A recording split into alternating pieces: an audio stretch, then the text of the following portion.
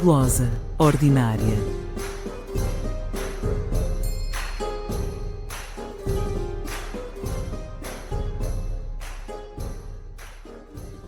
Olá, bom dia, boa tarde, boa noite. Bem-vindos ao Glosa Ordinária. Hoje estou aqui, Mariana Leite, com Filipe Alves Moreira. Olá Mariana, olá a todos, bom dia, boa tarde, boa noite. E estamos aqui para começar um novo ciclo de episódios, enfim, um ciclo bastante descontraído, no sentido em que a organização não é muito linear, e já vão perceber porquê, porque vamos finalmente começar a falar de poesia trovadoresca. Nós já tínhamos referido anteriormente a necessidade de falar com mais atenção sobre este tema e, de facto, enfim, há muito que se pode falar sobre poesia trovadoresca galego-portuguesa. A poesia trovadoresca é uma arte musical e literária que floresce precisamente na Idade Média usando línguas vulgares. Começa, enfim, as primeiras manifestações de poesia, daquilo que é a poesia dos trovadores, surge no sul de França e emana, portanto, dessa região da Occitânia para quase toda a Europa, pelo menos a Europa ocidental, de tanto quanto a gente conhece. Vamos ter trovadores ou praticantes de trovadorismo em várias latitudes e línguas também, desde a Alemanha até aqui à Península Ibérica, e na Península Ibérica em particular o galego-português acaba por tomar uma posição, podemos dizer, praticamente cimeira, pelo menos no centro ocidente da península, acaba por dominar a prática trovadoresca até ao século XIV, praticamente. Vamos ter reis, como estarão certamente lembrados, reis portugueses, mas não só, castelhanos também, a fazer poesia trovadoresca no galego-português, nesta língua. Portanto, mostra que é a língua que se tornou a língua de poesia trovadoresca por excelência, sobretudo ao longo do século XIII. Podemos dizer que a poesia trovadoresca é um fenómeno do século XIII no ambiente galego-português. E primeiras décadas do XIV. Sim, até ao início do XIV, portanto é ali um fenómeno de 100 e poucos anos. Terá começado antes, também temos o problema, uma vez mais, do registro, e isso é um dos problemas que nós temos sempre com os textos medievais, é precisamente isto, é o registro muito tardio daquilo que foi feito. Temos também um problema, sério, que tem a ver precisamente com este registro tardio, que é o facto de as grandes compilações, aquelas que estão mais completas, que têm mais cantigas, não terem as notações musicais, e como tal falha-nos aqui a parte fundamental até para compreender verdadeiramente como é que esta poesia funcionava, como é que ela era ouvida e percebida, porque não era recitada como nós até vamos recitar hoje algumas composições da nossa seleção, mas a verdade é que vamos estar a fazer isto de uma maneira, por assim dizer, manca, claro, não é? É o que acontece com a poesia épica. Se os ouvintes se recordarem do episódio, ou se não ouviram, vão ouvir, do episódio sobre a poesia épica dedicada à figura do Cid, o Cantar de Amiel Cid e outros textos. Nós dissemos nesse episódio que os poemas épicos eram um conjunto de texto, gesto e música. E nós hoje desse conjunto indissociável só temos o texto, não é? É como uma moeda da qual nós só tivéssemos uma das faces, mas o objeto total era as duas faces, nesse caso as três. Era um espetáculo do qual nós hoje só temos até acesso ao texto descarnado, exceto, como disseste brevemente, em alguns... Há para aí umas 10 cantigas, não é, que têm a notação musical, mas são a exceção. Sim, e claro, no caso das cantigas de Santa Maria, e iremos ter um episódio dedicado às cantigas de Santa Maria, felizmente, nesse conjunto de 400 cantigas temos notação musical, mas é uma exceção. Nós temos cerca de 1.500, 1.600 composições ao todo, de vários géneros. Hoje vamos estar a observar apenas um, mas... O mais picante. O mais picante para acicatar, exato, para acicatar o interesse por este género, mas a verdade é que também há um motivo histórico, por assim dizer, para escolhermos a poesia de escárnio para dar início a este ciclo.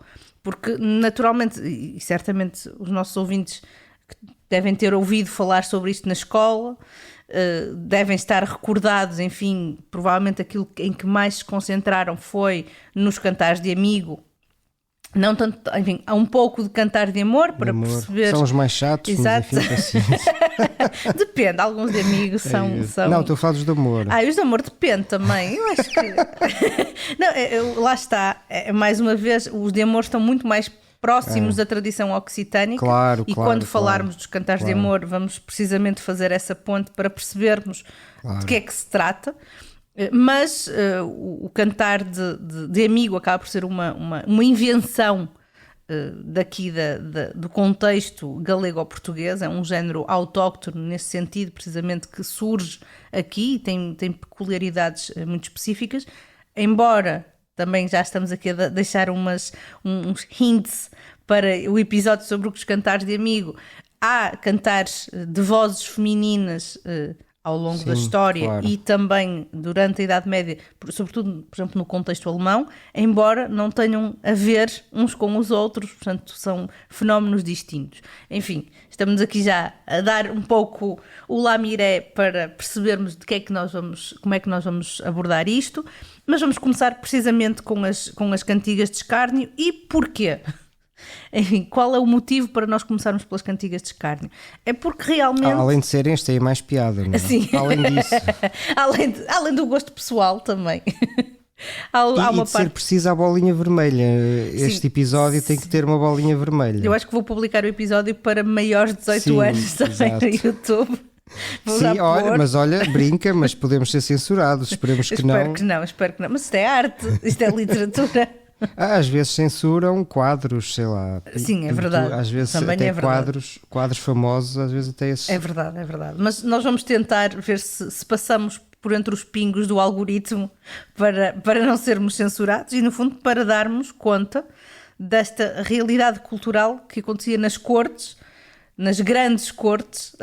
Portanto, isto não é algo que acontecesse nos meios mais esconsos. Isto era lido, cantado, exato. Em meios da alta sociedade. Portanto, isto é bastante... E alguns dos mais obscenos, como vamos ver, foram compostos por reis. Exato. Pelo menos o Afonso X é o mestre aí. Sim, a poesia do Afonso X pode praticamente dividir-se em dois grupos.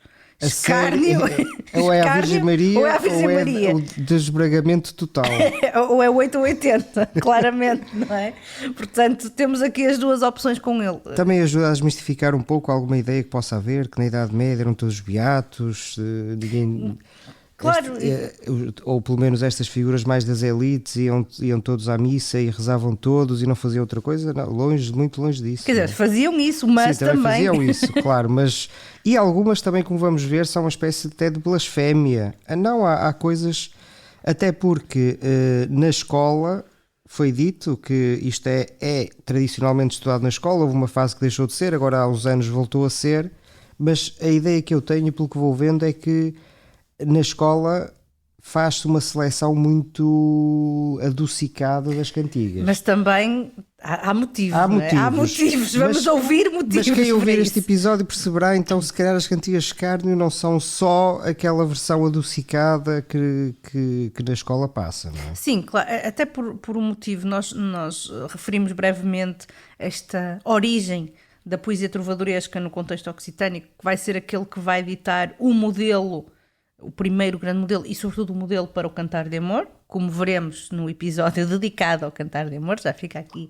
a promessa, mas a verdade é que cantar de escárnio, ou por outra, cantar ou fazer composições satíricas é algo que é, se calhar, é a coisa mais humana e é transversal a todas as culturas humanas e manifesta-se de vários modos, desde a antiguidade clássica até aos nossos dias e mesmo antes, quer dizer, certamente há poesia ou ou outros géneros, ou prosa satírica nas culturas orientais, da China até as culturas da América pré-colombiana, de certeza que existe, né? Como estávamos a comentar há pouco, antes de ligar os microfones, o Filipe dizia, basta que haja duas pessoas que... Alguém vai fazer pouco da outra. Alguém vai fazer pouco da outra, portanto é o princípio. E até é saudável, porque hoje em dia parece que há aí às vezes um certo problema com gozar isto ou gozar aquilo, mas não, também é saudável, não é? O humor é uma válvula de escape muito saudável. Sim. Também pode ser ofensivo, claro, mas é uma válvula de escape e talvez por isso seja tão comum. Sim, e no fundo é quase uma faca de dois gumes, por assim dizer. Por um lado pode ser ofensivo, e alguns dos cantares de escárnio que nós temos aqui são até feitos para manter uma ordem social, ou seja, são no fundo para...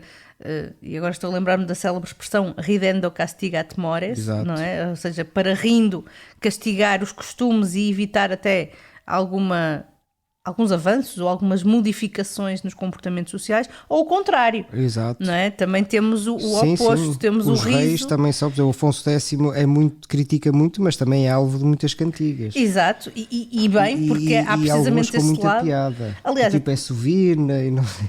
Até é interessante pensarmos nisso por causa de uma coisa, por causa de uma das imagens ou uma das personagens mais associadas à Idade Média, então àquele medievalismo que nós vemos no cinema e na televisão, que é a figura do bobo. Exato, é? Sim. E é interessante vermos que estas personagens de que nós vamos falar aqui, estes trovadores, não são bobos. Ou trovadores ou jograis. Ou jograis, sim, portanto, mas não são bobos. Ou seja, trovadores da nobreza, jograis não eram da nobreza, em termos simples, não é? Sim, muito simples, mas lá está, mas não eram profissionais da comédia, por assim dizer. Ou seja, vamos ter pessoas, como já disse o Filipe, já deu aqui assim esta indicação, vamos ter reis e figuras da alta sociedade a fazer este tipo bispos, acho que não, mas os bispos são alvo mas não são autores, por acaso isso falta aí esse elemento. Sim, também não sabemos. Mas clérigos sim, atenção. Clérigos sim.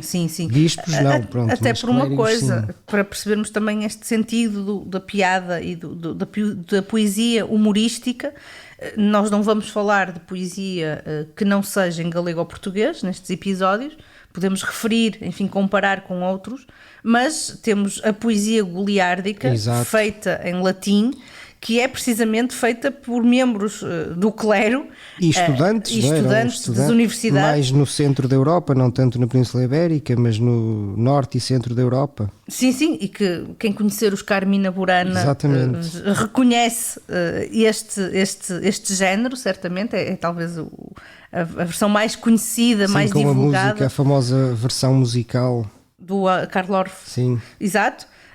Portanto, também podem ir ouvir e ver sobretudo a letra. O In Taberna é icónico. É esse, não é? É o que toda a gente deve ser. Procurem, porque vão ver que a música é facilmente reconhecida, sendo que a música é do Orff, não é medieval. Sim, mas a letra sobretudo, e há traduções, a letra sobretudo é bastante pungente, e acho que é bastante significativo que seja de feito em meios universitários, porque falar da vida na taberna... É muito interessante. Olha, já agora uma sugestão, quem quiser, eu não sei se há traduções extensas, mas sei que há pelo menos as traduções feitas pelo David Mourão Ferreira, que tem um livro era em 2 volumes, depois foi reeditado num, da antologia As Vozes, uma antologia de poesia europeia, Vozes da Poesia Europeia, que resulta de um programa que o David Mourão Ferreira tinha na televisão, que é uma antologia justamente desde a época clássica até ao século XVIII, XIX, e tem vários poemas dos Goliardos. Sim, até podemos pôr também sugestão, a referência. E podemos pôr o link, até porque está online no site da Gulbenkian, e isso foi republicado há uns 15, 20 anos, talvez, pela Fundação Gulbenkian na revista Colóquio Letras, como número especial da revista Colóquio Letras, e tem várias amostras de poesia, também satírica, mas não só medieval, de vários locais. Eu acho que é uma boa porta de entrada, e com traduções do David Mourão Ferreira, que são... É um garante de qualidade. É um garante de qualidade, não sei se ele saberia alemão, medieval, por exemplo. Os Carmina Burana são em latim.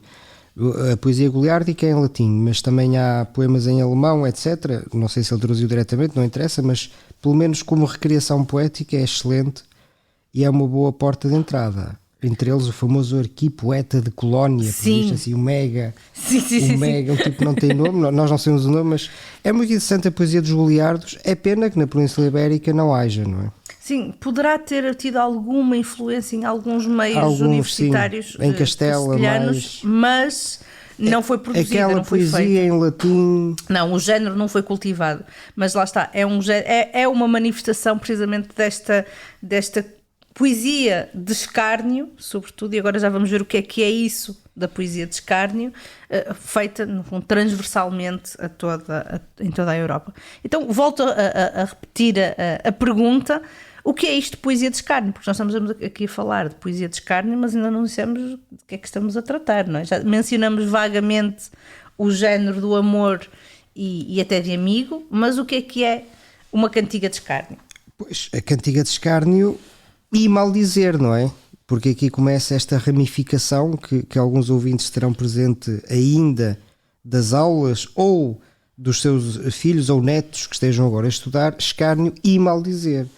Genericamente é poesia satírica, portanto é uma poesia que critica, que tem um tom humorístico e que em princípio parte de uma certa depreciação de um estado de coisas, de uma figura, de um comportamento, de algo. Portanto é poesia humorística dirigida a alguém.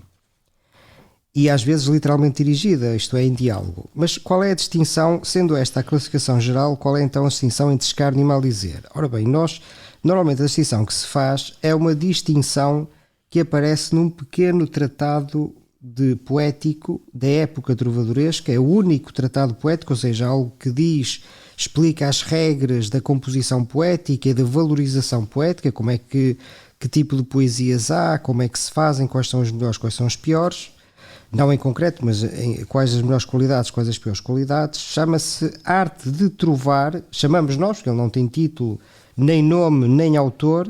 Nem está completo. Conhecem-se uns 9 ou 10 capítulos, aquilo poderia ter bastantes mais capítulos, não sabemos.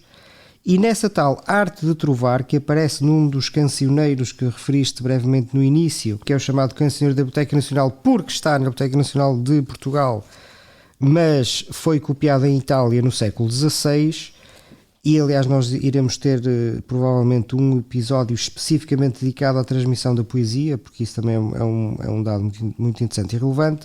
Mas nesse cancioneiro de início do século XVI, que é cópia de um cancioneiro medieval português de meados do século XIV, aparece no início esta tal Arte de Trovar. Não se sabe bem se faria parte do cancioneiro que foi copiado ou se foi juntado pelo responsável por esta cópia no século XVI, o famoso Angelo Colocci, um intelectual da corte papal. Mas este tal tratado de arte poética destrinça em traços gerais o que é que são cantigas de amor, o que é que são cantigas de amigo e o que é que são cantigas de escárnio e o que é que são cantigas de maldizer. É claro que nós temos de ter em conta que isto é a visão de alguém, não se sabe exatamente quando, mas provavelmente já do século XIV, que está a olhar para as cantigas que conhece e está a teorizar sobre elas. Não quer dizer que todos eles tivessem esta ideia, não é? No fundo é aquilo que acaba por acontecer com a própria poética de Aristóteles, não é? Ele Exato. Teoriza a partir daquilo que já está feito. O Aristóteles a partir da tragédia... Mas já existiam tragédias, claro, não foram feitas a partir do... Claro. E não só a partir do que já existe, como a partir de concepções que já existiam. Aliás, este anónimo tratadista vai refutando algumas opiniões, não é? Portanto, ou seja, isto para dizer que não havia um conjunto de regras únicas e, portanto, a definição de que eu vou dar a seguir, que é que está na Arte de Trovar, é uma definição, não quer dizer que fosse a única definição. Exatamente. Mas é a única que se conhece e, portanto, é daí que normalmente se parte e bem. E a definição é a seguinte, portanto, a distinção entre cantigas de escárnio, ou seja, primeiro há uma grande distinção, podemos dizer, entre cantigas de louvor, que são as cantigas de amor e as cantigas de amigo, e cantigas satíricas, ou cantigas de vitupério. A primeira grande distinção é esta, louvor para um lado, ramificado em amor e amigo, e depois há géneros menores, mas sobretudo estes três, louvor ramificado em amor e amigo, vitupério ramificado em escárnio e maldizer. E depois destrinça as de amor e das de amigo, e destrinça as de escárnio e das de maldizer. E qual é então a distinção? Textualmente, o que é dito é o seguinte, é que as cantigas de escárnio são aquelas em que o vitupério é dito por formas ínvias, por palavras com mais do que um sentido. O vitupério não é explícito. São utilizados termos que têm segundos ou terceiros sentidos. E, portanto, exige um trabalho de descodificação, que pode ser mais ou menos elaborado, Exato. para que se compreenda a crítica, o vitupério. Ou seja, traduzindo para fenómenos atuais, muitas das cantigas, daquelas cantigas... Escárnio.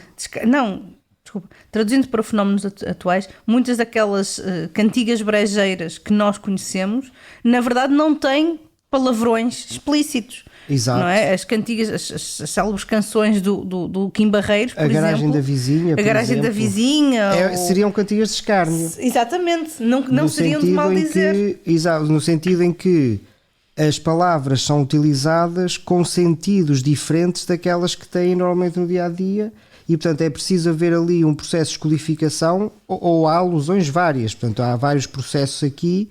Isto é a descrição geral que aparece na tal poética. Ou seja, portanto, a crítica é encoberta. Aliás, o termo é esse. O termo é... eles usam mesmo o termo... Palavras cobertas. Palavras cobertas, ou seja, palavras como se fossem palavras escondidas. É preciso tirar o véu. Isto é preciso descodificar. Aliás, é o que... Estamos aqui precisamente com a arte de trovar à nossa frente. E podem ver, ele está...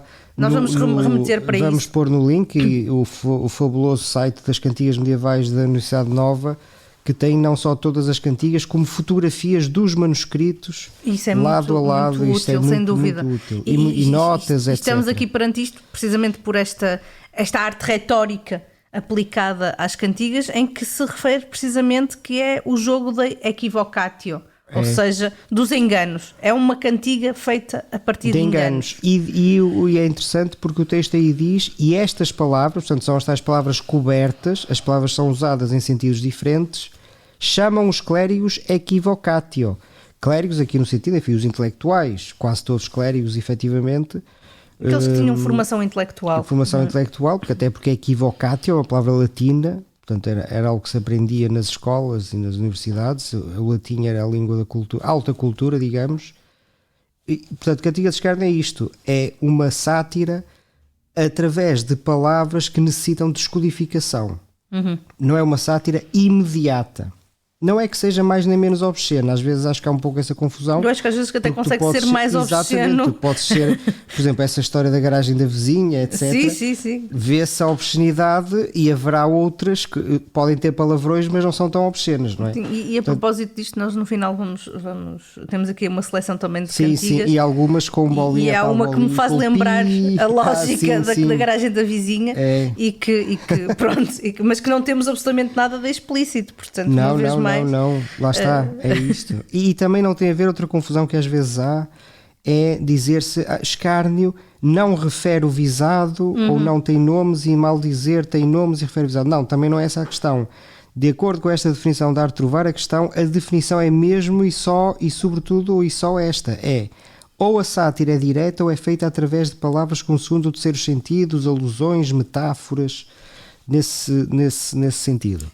Então o que é que queres dizer por sátira direta? Sátira direta seria a cantiga de maldizer, ou seja, em que a sátira é evidente, a cantiga é construída com palavras, com conceitos e com frases que não precisam de descodificação. Se eu chamar alguém, eu posso chamar alguém, lá está, vamos pôr aqui uns pis, mas se eu chamar alguém corno, eu posso dizer que alguém é corno ou posso dizer que alguém tem dificuldade em entrar nas portas. Exatamente. Ter dificuldade em entrar nas portas seria um exemplo de equivocatio, neste caso, não só isto, mas seria um exemplo de processo utilizado em cantigas de escárnio.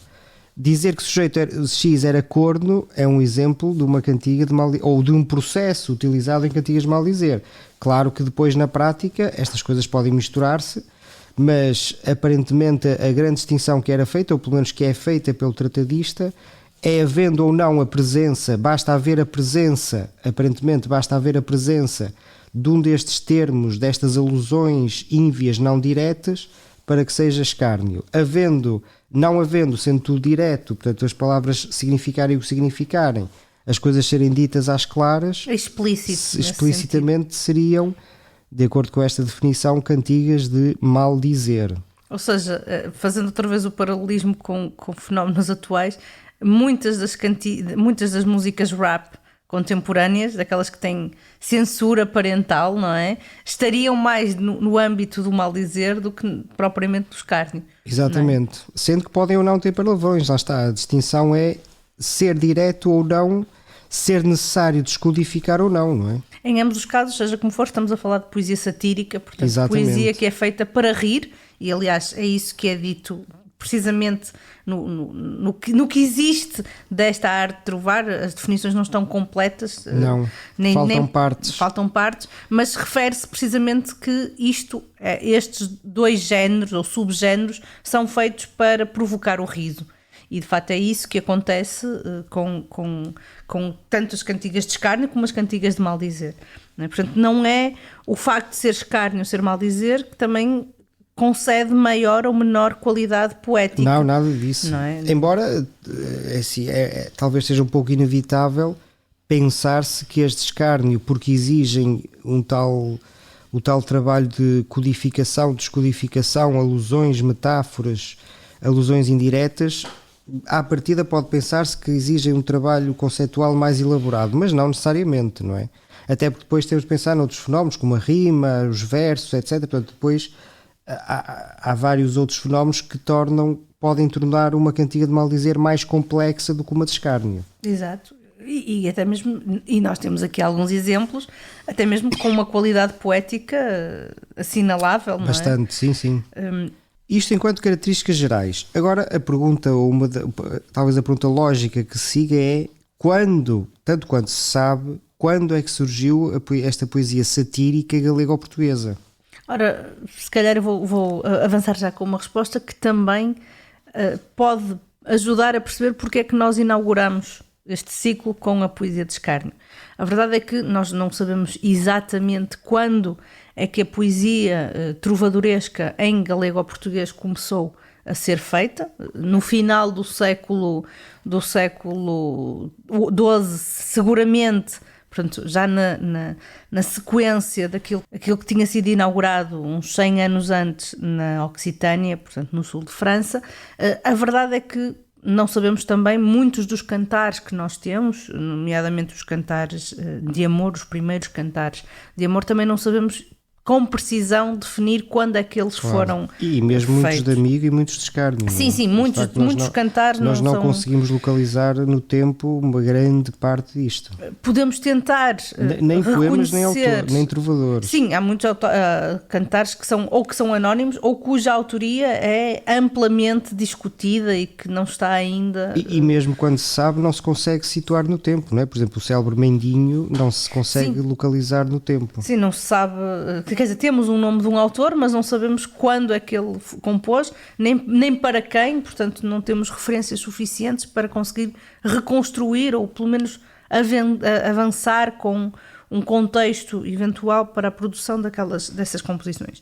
Mas, felizmente, não é o que acontece com aquele que poderá ser, ou que pelo menos é o cantar em galego ou português mais antigo de que há registro com uma data e que podemos, portanto, saber quem fez, onde e quando.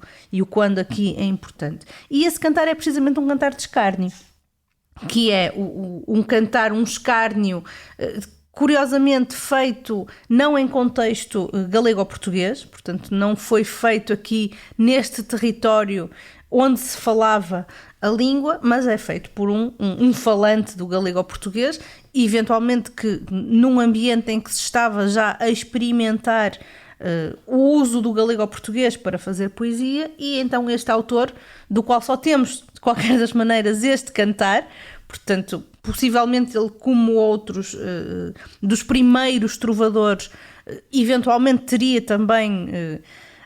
experimentado, pelo menos com o cantar de amor, que era o grande modelo dos louvores, como estavas a dizer agora mesmo, mas a verdade é que deste autor só temos um cantar e um cantar de escárnio. E eu sempre acho muito delicioso que... De escárnio ou de maldizer. Ou de maldizer. Que na verdade a rubrica diz esta cantiga é de maldizer. O trovador é o João Soares de Paiva, não é? Exato. Que por volta de 1195, 96, vai compor um escárnio ou maldizer. Agora aqui também fica o debate aberto. A propósito do rei Sancho de Navarra. A rubrica que é uma espécie de resumo que aparece nos inícios muitas vezes, diz esta cantiga é de maldizer. Exato. Defesa João Soares de Pávia. Mas lá está, mas também é importante, assim como é importante distinguir, uma coisa é a arte de trovar, outra coisa é as concepções dos trovadores, não são necessariamente coincidentes, isto é, a arte de trovar é a visão de quem a fez. Aqui é a mesma coisa, as rubricas são a visão de quem as fez. Exato. Provavelmente quando os poemas foram recolhidos em cancioneiros. Exato, quem fez e organiza. Essa leitura não coincide necessariamente com o momento em que a cantiga foi composta. Portanto, uma cantiga de escárnio pode ser interpretada a posteriori como de maldizer ou vice-versa, não é? Exato, ou seja, será satírica sem dúvida. Agora, se é escárnio sem maldizer, isso também se calhar pode ajudar aos nossos ouvintes a perceberem porque é que os géneros são tão difíceis de definir, sobretudo porque é que se diz sempre escárnio e maldizer e andam sempre de mãos dadas, porque lá está. Exato. Os próprios autores e compiladores. Escárnio e não escárnio, porque às vezes há volumes ali, olha, por exemplo, a famosa edição de Rodrigues Lapa tem no título a palavra escárnio com H, mas o que acontece é que esse H na altura lia-se como I. Sim, é uma questão ortográfica.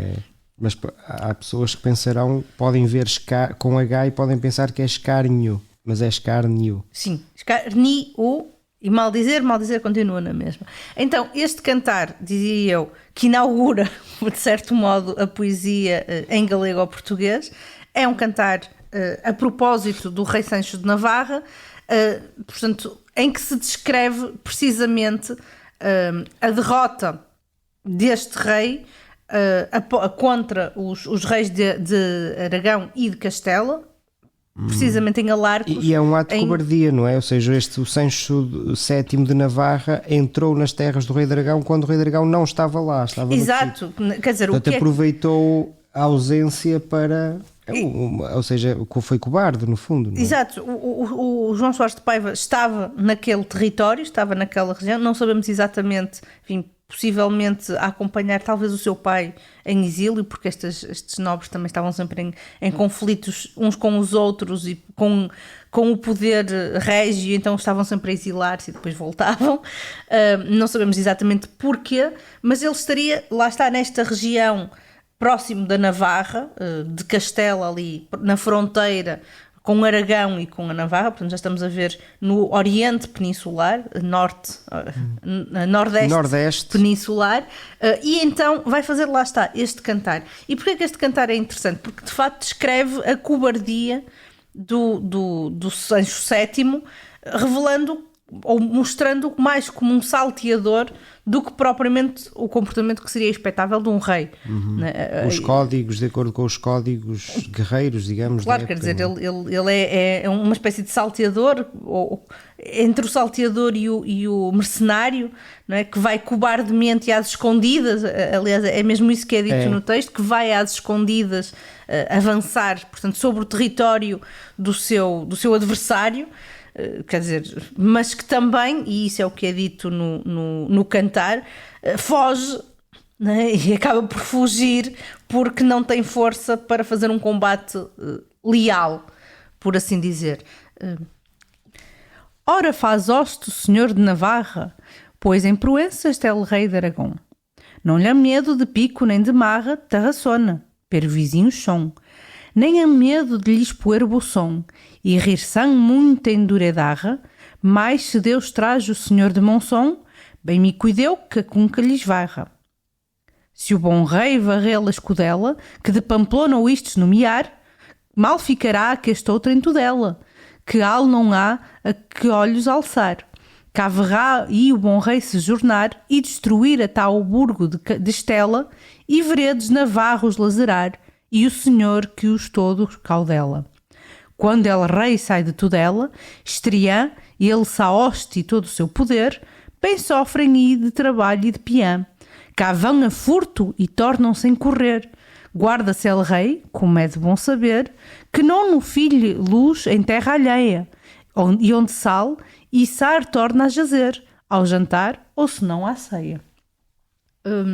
Pronto, já temos aqui já ouvimos aqui este primeiro cantar, o cantar que inaugura, ou pelo menos que podemos datar como sendo um dos primeiros em galego-português, e agora pergunto, aqui temos uma sátira política, mas que também é social, no sentido em que se critica o comportamento, o mau comportamento, no caso, em batalha, o que mostra que há um código que não é respeitado, e eu pergunto agora, Filipe, se há alguns temas que sejam mais recorrentes, que possamos reconhecer que sejam aqueles mais comuns, ou por outra, fala-se de tudo um pouco. Sim, bom, na verdade fala-se de quase tudo um pouco, mas eu acho que esse aspecto do código que é quebrado é fundamental. Eu diria que grande parte das cantigas de escárnio, bom, se calhar o humor em geral, também a verdade é essa, mas grande parte das cantigas de escárnio e maldizer está relacionado com a questão dos códigos de sociabilidade. Nós, se quiséssemos traçar uma espécie de linha cronológica, que, como dissemos, não é fácil nem possível, porque não conseguimos situar em muitas delas, mas parece que o principal meio produtor de cantigas foi a corte do Afonso X. O Afonso X e trovadores ou jograis que faziam parte dessa corte. Portanto, estamos a falar de meados do século XIII e vão ouvir o episódio dedicado ao Afonso X, já agora, se ainda não ouviram, ou reouvir. E nesse contexto, onde foram produzidas grande parte das cantigas de escárnio e maldizer que nós conseguimos mais ou menos situar no tempo, o grande tema é a construção de uma sociabilidade de corte. Isto é, como é que os indivíduos se devem comportar em corte e em corte na presença do rei. É muito isto. E daqui decorre depois uma série de subtemas que podem ter a ver com a linguagem utilizada, pode ter a ver com a roupa, pode ter a ver com a generosidade ou falta dela, e pode ter a ver muito também com a hierarquização dos indivíduos. Sim, e até com o próprio comportamento social e sexual, que esse é um aspecto interessante também disso. Ou seja, estas cantigas pressupõem um conjunto de códigos de comportamento em corte, códigos de comportamento daquilo que mais tarde se chamará o cortesão. Se quiser, isto é uma espécie de início de um longo processo que vai levar, mais no século XV a XVI, à configuração de uma cultura de corte centrada no rei e em que há um conjunto de códigos que é suposto o cortesão, que se diferencia dos que o não são, e diferencia-se positivamente, que é suposto o cortesão seguir. O cortesão tem determinado tipo de comportamentos, usa determinado tipo de linguagem, e o não cortesão, que depois, aliás, até está um pouco na origem de distinções várias de isso não é cortês, isso não é cortesia. Sim, até o vilão, por assim dizer. O vilão, que é o não está nobre, na vila exatamente, e não na corte. E vem, ou seja, grande parte dessas cantigas tem este grande tema que é a sociabilidade de corte. Como é que o indivíduo se deve comportar no contexto de corte? Sendo que o contexto de corte não é necessariamente um espaço físico, isso será algo depois no século XV a XVI, será um pouco mais isso, embora é um não espaço só. social. É um espaço social, exatamente. Exato. Um conjunto de indivíduos tem determinado tipo de papéis que é suposto representarem e uma determinada hierarquia que é suposto seguirem. E a quebra desses supostos códigos é vituperada pelas cantigas de escárnio e maldizer. E isto é o grande tema que depois se ramifica em 1001 pequenos temas. Claro, até porque há uma dimensão, podemos dizer, civilizadora da poesia e tanto da poesia de escárnio, que é mais explícita, ou de maldizer, portanto, da poesia satírica, que é explícita nesta educação, como mesmo a própria poesia de amor, o cantar de amor, tem esta dimensão de educação e de apresentação do modelo cortês. Aliás, o amor que é cantado é o amor cortês, é um amor de cortes, é um amor social. De cortes, não é? Sim, de corte. Cortês, cortes, cortesão, corte. Exato. É uma distinção um pouco... Portanto, é ou um seja, amor... na Idade Média, cortês, cortes. Mais nos séculos XV e XVI, cortesão, corte. Exato. Que há, digamos, a corte régia acaba por absorver as outras cortes. Exato. No E caso... aqui é um pouco o início desse processo de absorção, sobretudo no caso do Afonso X, não é? Sim, até porque... Da absorção... É um fenómeno interessante em relação à poesia trovadora em galego-português, é que relativamente cedo ou depressa acaba por ser cooptada pelas cortes régias e que lá estavam condicionar... Sobretudo a do Afonso X. Afonso X e depois o neto, Dom Dinis, vai continuar o processo que já tinha sido inaugurado pelo seu avô. Mas a verdade é que mesmo antes disso, as várias cortes em que se faz poesia trovadoresca, e estamos a falar de cortes que não são necessariamente a corte do rei, cortes nobres, portanto, circuitos da nobreza, onde vários... Da nobreza ou não da nobreza, mas com ligações a, não é? Sim. Por exemplo, um dos trovadores com mais cantigas, aliás, talvez até o trovador com mais cantigas é um burguês, é o João Aires de Santiago. Sim, é ele e o Dom mas Dinis. está num meio... curioso que é um rei e um burguês. Mas que está num meio... Terá ligações, quando mas eu falo é um deste burguês. meio de corte, é precisamente, lá está, não é um espaço físico, Exato, é um espaço social. Com ligações entre pessoas. É uma espécie de fórum não físico. Isso. Agora com a internet então temos muito isso, é quase como se fosse um grupo de uma rede social, não é? Em que várias pessoas se juntam, podem não ser todas da mesma extração, até porque referiste já há uns minutos a diferença entre trovador e jogral que era usada na época, porque lá está, não eram todos da mesma origem social, nem do mesmo meio social, mas moviam-se e produziam os seus cantares naquele ambiente. Portanto, podemos ver que há um pouco de tudo. Há um pouco de tudo, mas com este grande chapéu da construção de uma sociabilidade de normas de comportamento e de hierarquização dos indivíduos, não é? Portanto, vitupera-se por um lado, quem não cumpre, mesmo fazendo parte desse meio cortês, quem não cumpre os códigos supostos de comportamento cortês, ou vitupera-se quem está fora desse mundo cortês, os tais jograis, ou as soldadeiras, mulheres mais ou menos de má vida, Sim. que estão fora desse mundo, não deixam de ter relações com ele, mas estão fora desse mundo e são vilipendiadas. Ou então, dentro desse mundo, há crítica, há mecanismos de hierarquização. Por exemplo, um dos temas clássicos aí é a sátira à nobreza pelintra. Exato. Há várias cantigas que lembram um pouco de Dom Quixote, não é? Há algumas cantigas, porque é curioso, nós vemos estas cantigas e há vários, muitas vezes estamos a lembrar de coisas posteriores. Claro, são temas recorrentes que vão mudando, mas que têm alguma coisa de comum. Por exemplo, serão recordados o início de Dom Quixote, não é? Que é um fidalgo da zona da Mancha, um fidalgo pobretanas, um tipo que é fidalgo, mas que não tem um chavo, passa. E isso é um dos temas clássicos aqui. Portanto, é o fidalgo sem chavo. Sem dinheiro. Há várias cantigas, há o tipo que não tem que comer, há o outro que convida para comer na casa dele e chegam lá e a comida é uma sola. é uma porcaria. Um que não tem dinheiro para alimentar o cavalo e o cavalo vai morrendo à falta de alimentação, ou é uma pileca. Lá está, tal como o Dom Quixote. Exato. Portanto,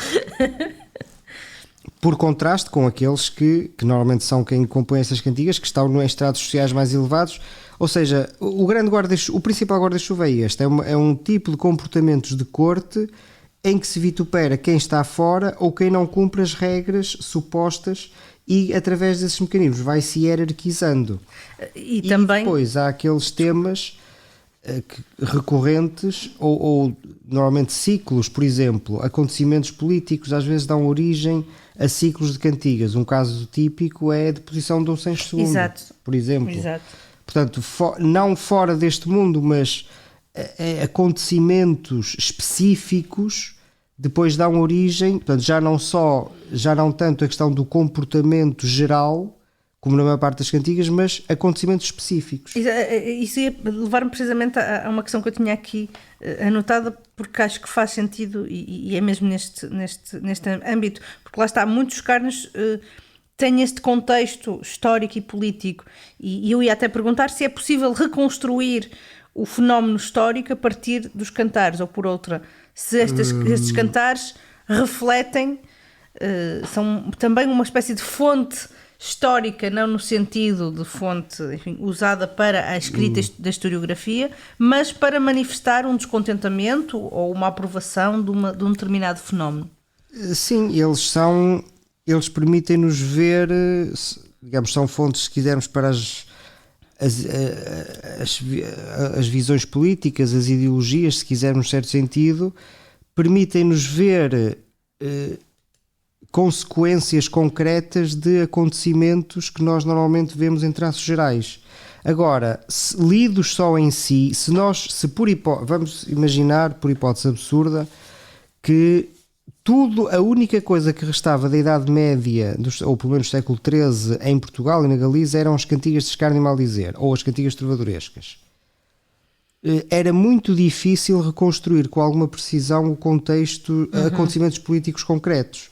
Por exemplo, um dos casos mais famosos, que eu referi brevemente, que é da deposição de Dom Sancho II. Dom Sancho II foi deposto, não é, como sabem, pelo Papa em meados do século XIII e foi substituído na sequência de uma guerra civil pelo irmão Dom Afonso, depois venceu Dom Afonso III, que na altura era conde de Bolonha em França e não em Itália, Boulogne-sur-Mer.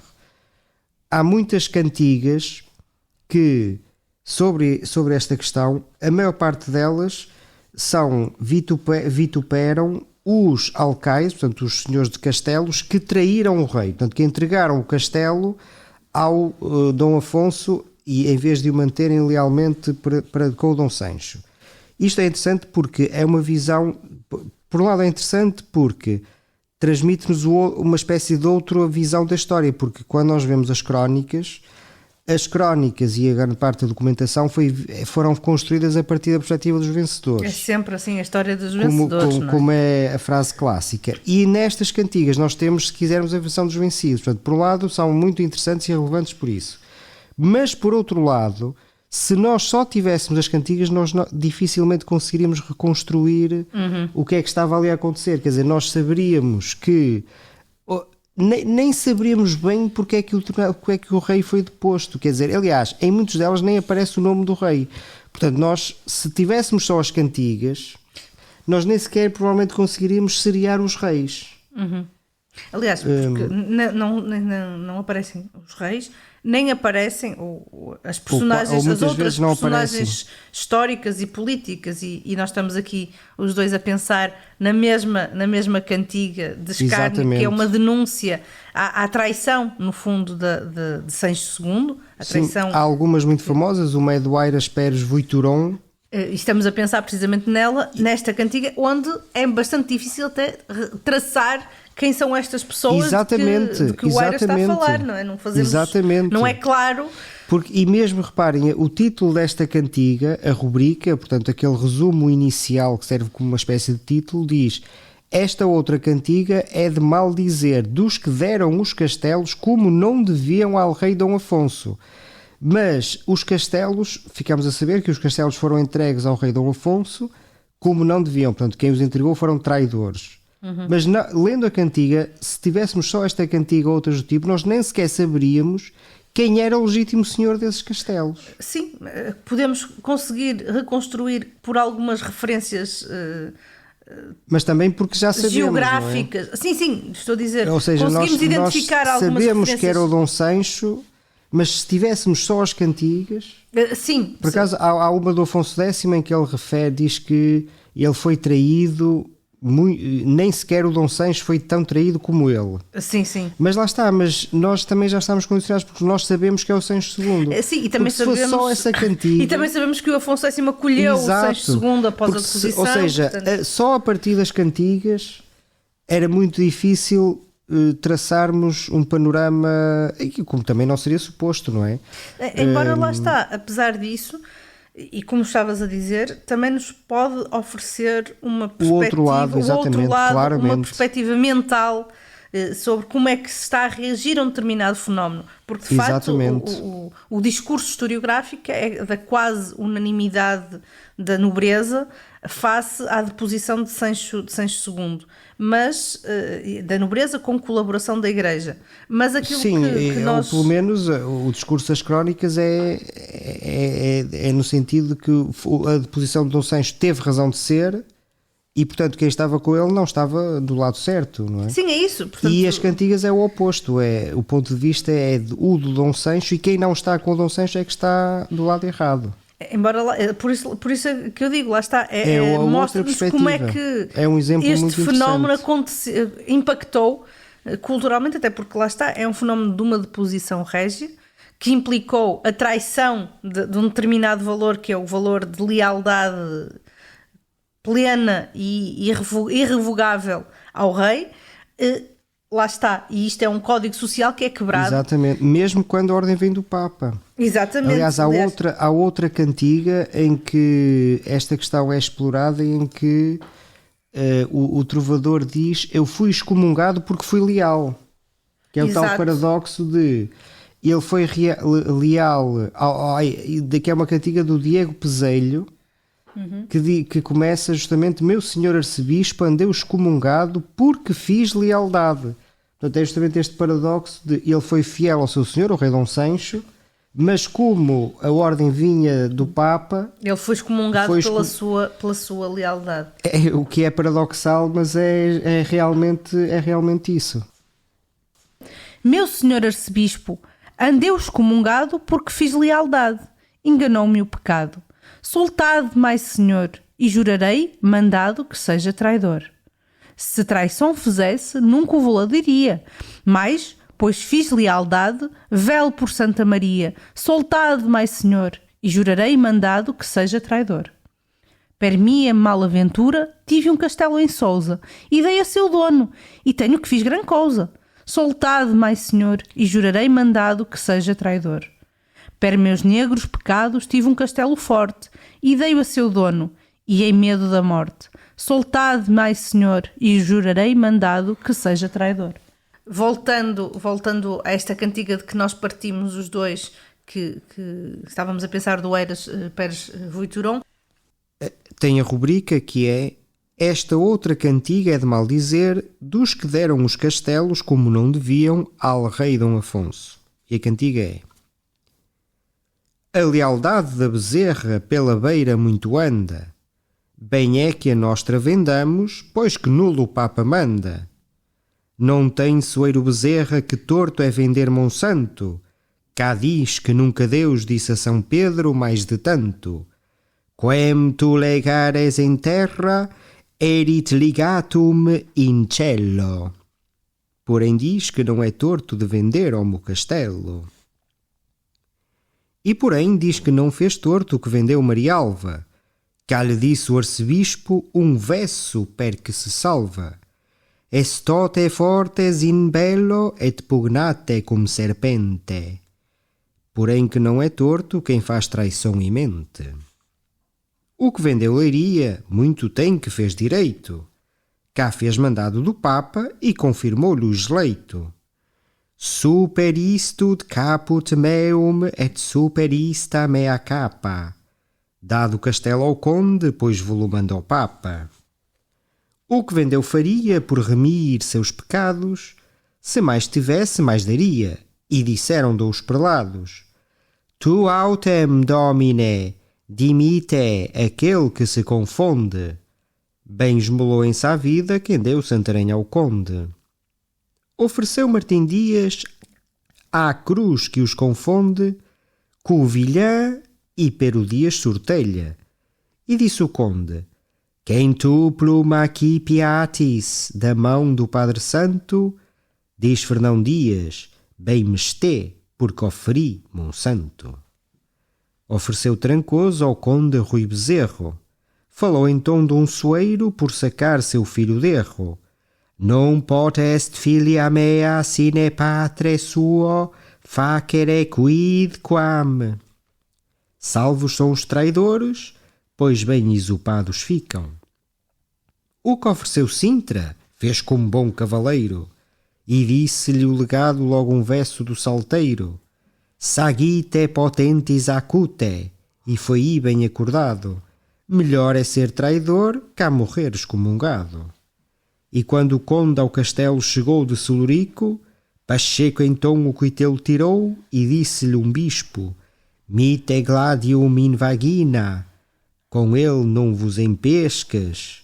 Diz Pacheco: Alhur, conde, piedo vos digam crescas. Mal disse Dom Airas Sogam a velha no outro dia, disse-lhe Pero Soares um verso per clerisia: Non vetuala bombatri com scandit confusio ficum. Não foi Soeiro Bezerra alcaide de Celurico. Salvos são os traidores quantos os castelos deram.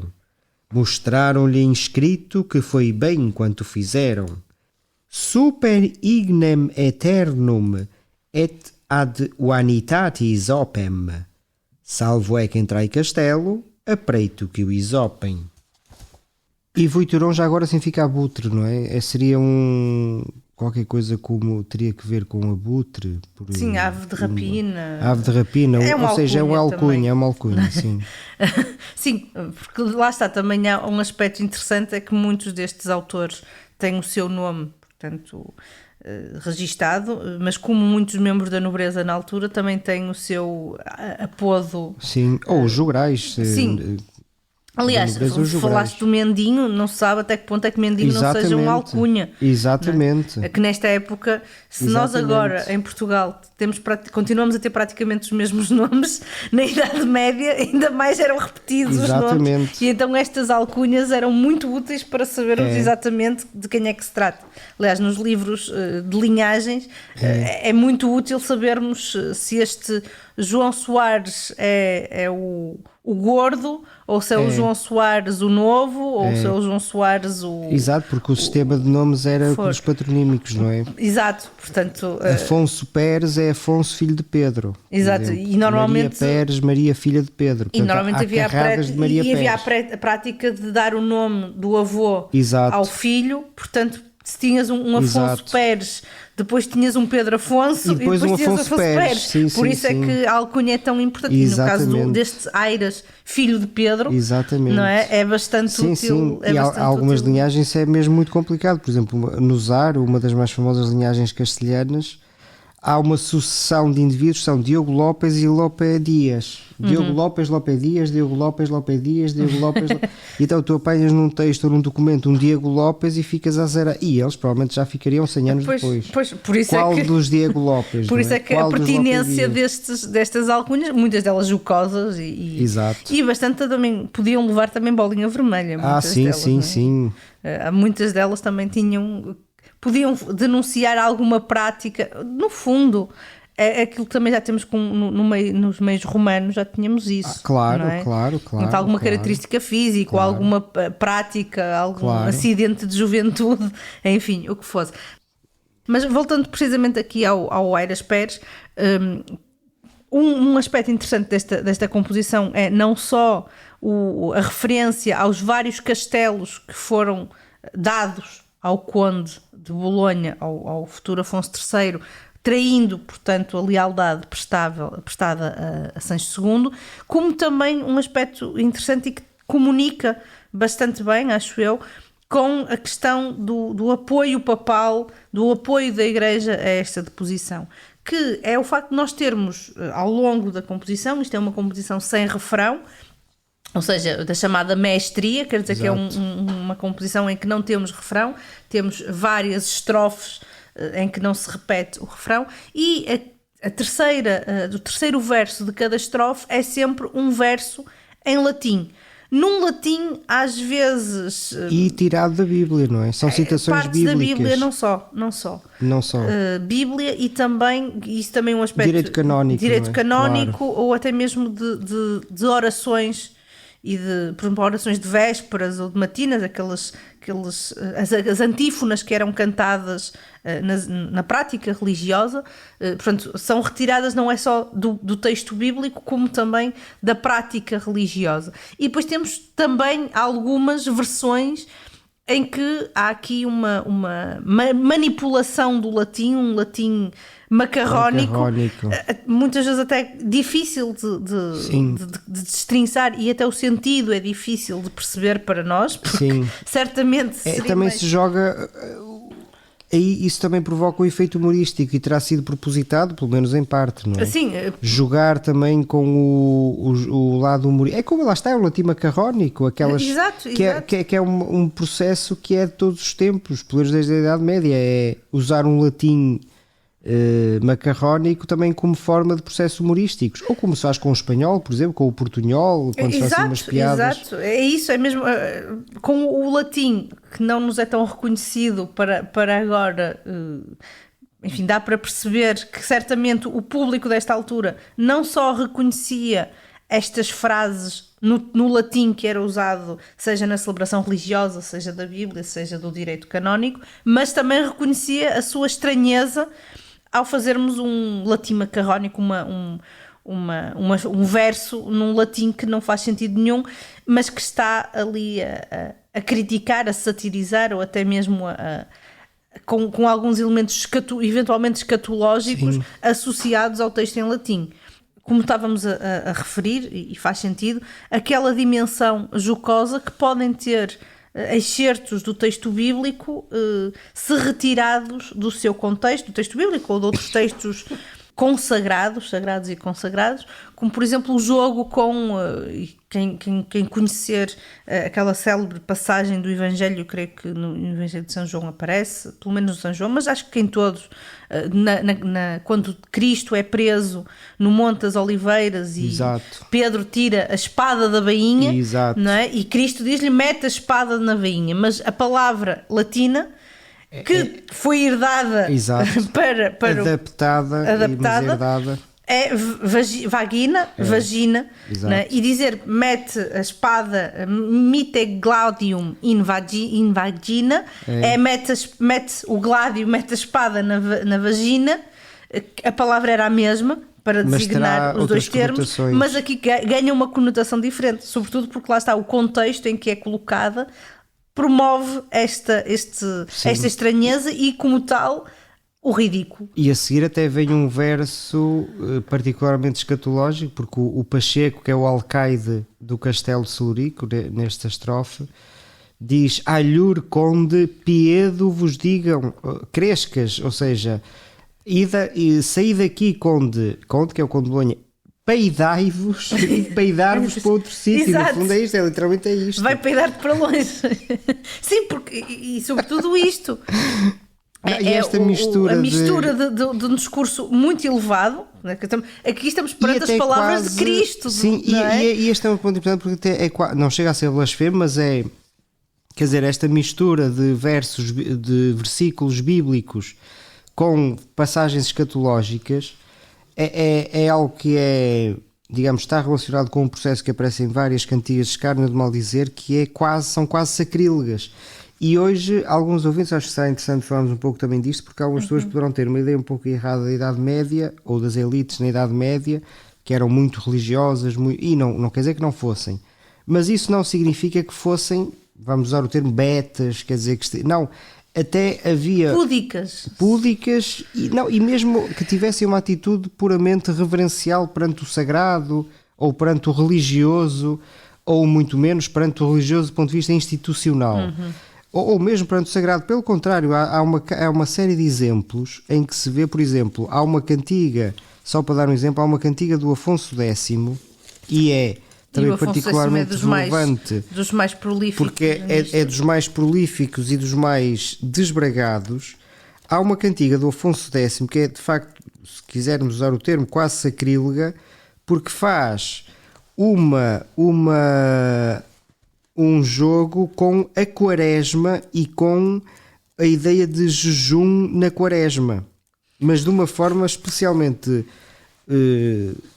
obscena, porque é a voz que fala, vamos identificá-la com a do rei, que pode não ser, mas pode ser, enfim, a voz que fala, vamos identificá-la com o próprio Afonso X, diz que foi pôr a mão no conon de uma soldadeira Portanto, estão a ver o que é, não é? É um mal dizer. E ela, Polo, disse, sai daqui porque é quaresma. Exatamente. E agora reparem, a questão aqui é, e isto depois, nós vamos ler em seguida também esta cantiga, e vejam como há quase este processo sacrílego de facto brincar com o sagrado. É que nem é só brincar com a igreja, com a instituição, com os padres, com os bispos, que isso também é comum, mas é na verdade partir de uma situação puramente profana, obscena, e ter ali uma leitura, uma mistura com o sagrado, que é quase uma carnavalização. Este era um termo que em tempo estava em voga.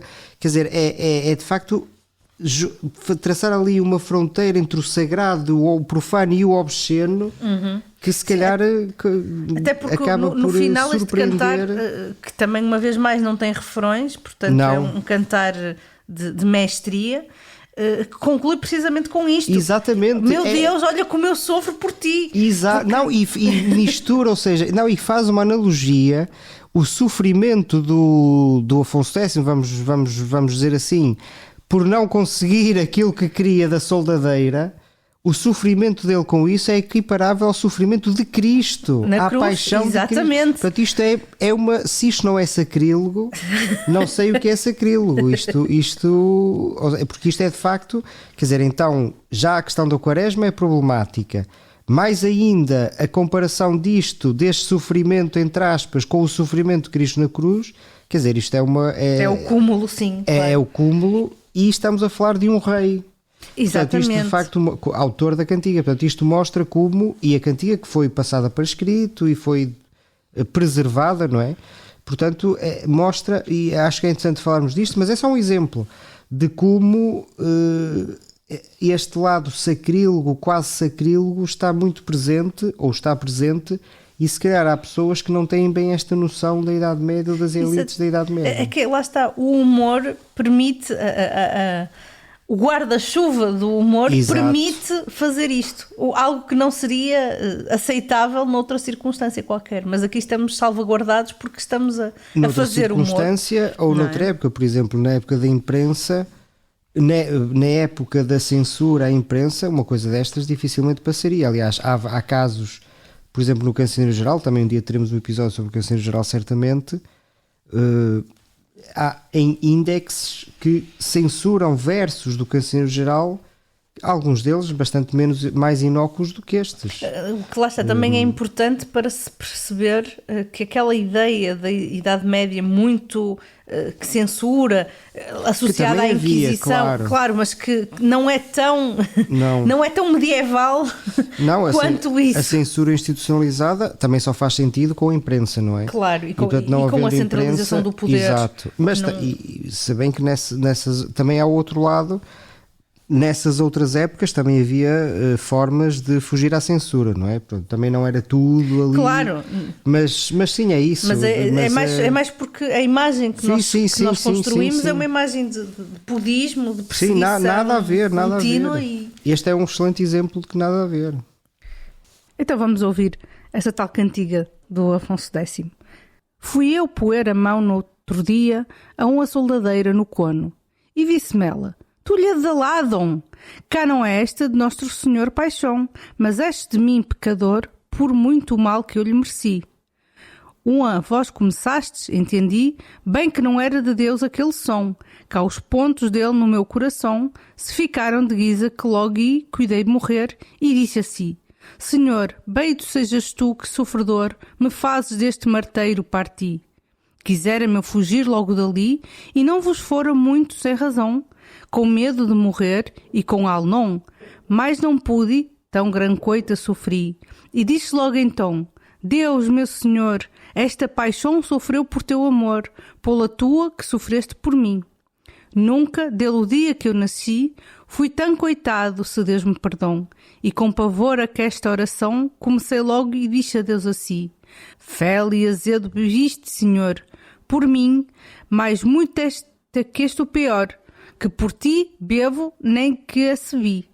E por ende, ai Jesus Cristo Senhor, em juízo, quando ante ti for, lembra-te que este que por ti padeci. Então, ainda há pouco estávamos a dizer que é preciso um contexto político, ou reconhecer o contexto político e histórico para percebermos o que é que significa ou quais são as alusões daquela composição, nomeadamente com a do Eiras Pérez Buitoron, e pergunto-te se o contrário é possível, se há cantares que podem ser usufruídos sem termos o contexto histórico, cultural, social explícito. Ou por outra, podemos ler e rir destas composições, mesmo as que não sejam de mal dizer, porque normalmente os palavrões são sempre algo que faz rir, pelo menos as crianças riem-se sempre, não é? E não só, sejamos sinceros. Todos somos crianças,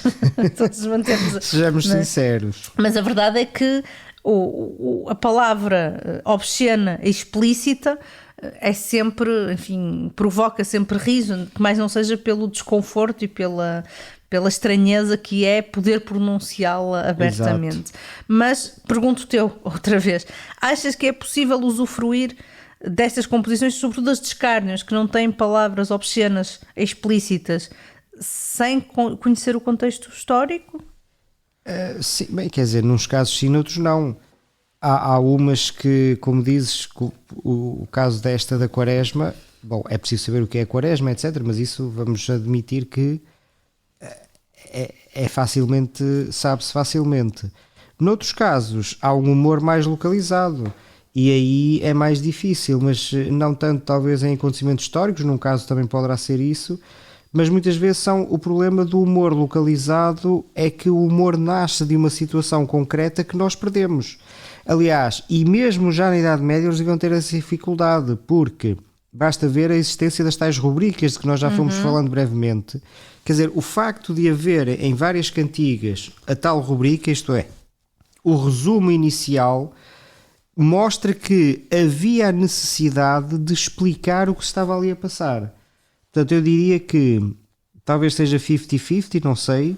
Em alguns casos, o humor transcende uma situação, mas noutros o humor está muito agarrado a uma situação concreta, que pode ser uma coisa, quer dizer, alguém entrou num sítio e arrotou. Imagina, quer dizer, e depois faz-se uma cantiga a partir daí.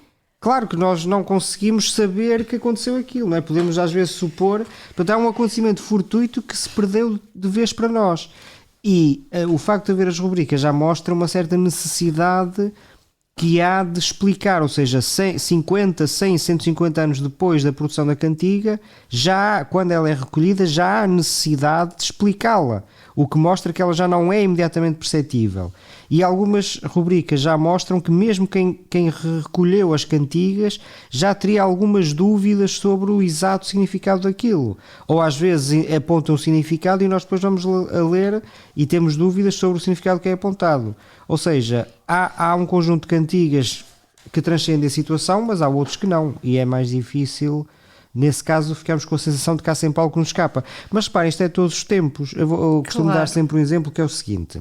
Imaginem que eu digo, tomei uma decisão qualquer e depois digo, é uma decisão irrevogável.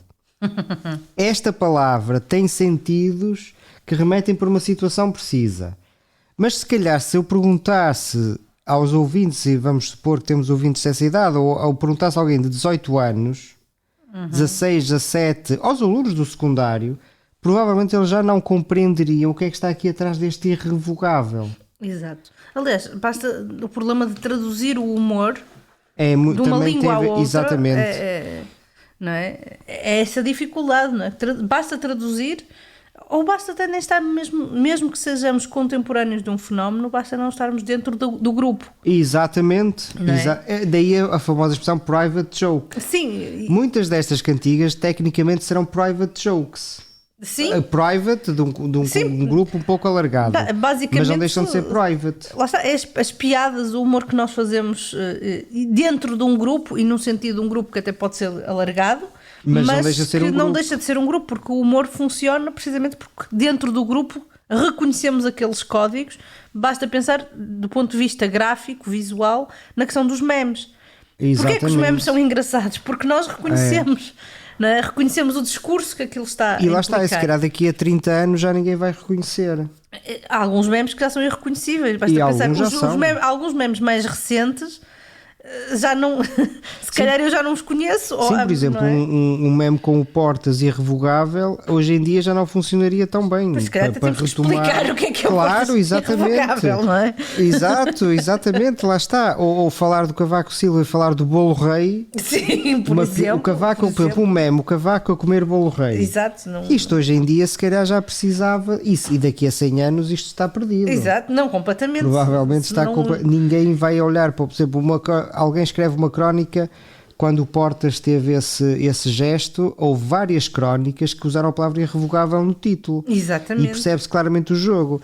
Essas crónicas, se forem recolhidas em livro, se forem lidas agora ou daqui a 10 ou 20 anos, não se vai perceber, ou provavelmente não se vai perceber, o que é que na verdade o irrevogável significa. Não é só o que significa no dicionário, é o que significa naquele caso concreto. Eu acho que precisamente dentro disso, nós já tivemos esta da Quaresma, que também embora seja mais um mal dizer, porque temos aqui uma certa obscenidade muito explícita sim, e direta. Sim. Acho que é um caso de um escárnio, pelo menos de muitos, não é?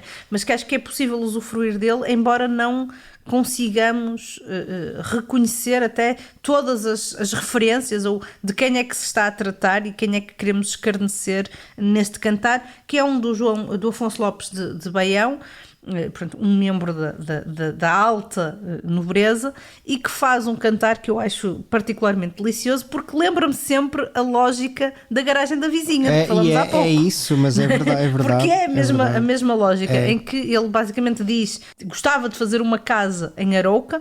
Não sabemos porque é que ele refere a Arouca, mas depois ele refere à abadesa do mosteiro de Arouca, portanto há lá noviças, certamente. Claro. E a abadesa é quem está muito em causa nesta cantiga. Exato, certamente. Portanto não sabemos se esta abadesa...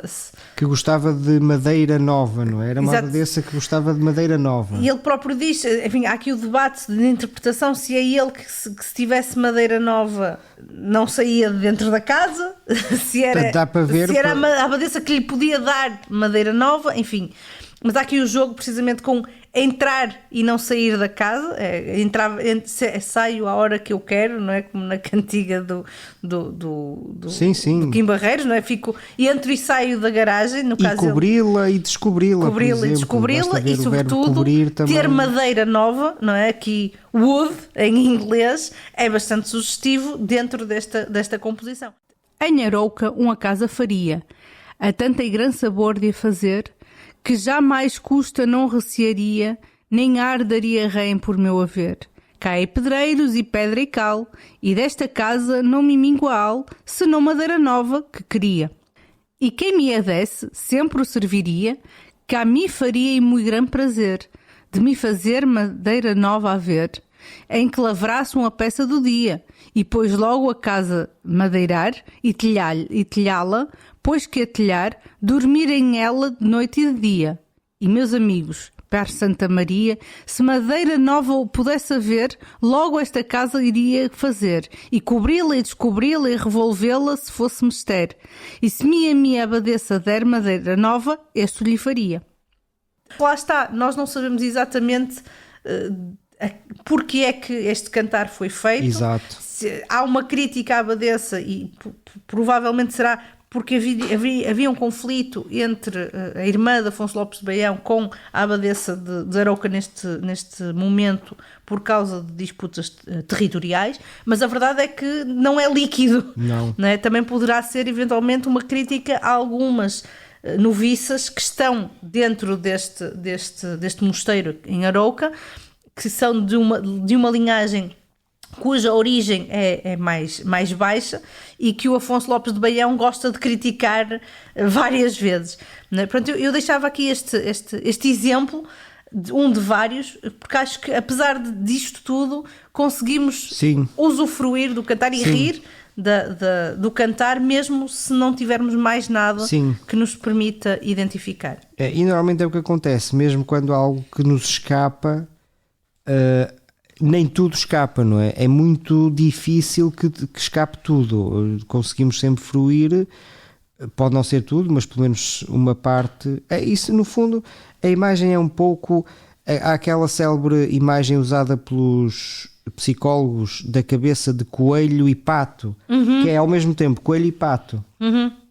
E a lógica do escárnio é muito essa, particularmente do escárnio. Então nós, na verdade, podemos olhar e há pessoas que veem só o coelho, há pessoas que veem só o pato, há pessoas que veem os dois. Aqui a metáfora serve para isto. Nós podemos olhar para uma cantiga e ver só o pato. Está lá o coelho, mas nós só vemos o pato. Mas pelo menos vemos o pato, não é? Sim, e também há uma coisa, há alguns elementos que são transversais ao humor. Claro. Escatologia, sexualidade, Sim. sempre, não é? E são rigorosamente universais, porque os motivos muitas vezes são mesmo, por exemplo, a impotência, Exato, a luxúria, a quer dizer, são comum em qualquer sociedade. Por exemplo, uma cantiga, não sei se João Soares Coelho talvez, em que ele diz a uma fulana: olha, tu querias que eu... vamos usar os termos, não é? Porque estão lá, querias que eu te fodesse, eu se pudesse foder-te-ia. Quer dizer, pô, o homem não pode, coitado, não consegue. Já não consegue. São coisas... Podia ser dito em qualquer altura. Pois, amiga, és muito bela, mas eu não posso. É isso. Exato. Então, mas creio que posso então ler esta cantiga só para nós podermos ouvir uma das cantigas que revelam esta situação. Acho que já deu para perceber a riqueza que existe neste corpus dos cantares satíricos da poesia trovadoresca, e creio que agora para o final podemos deixar, já lemos vários e muito ficou por ler e dizer.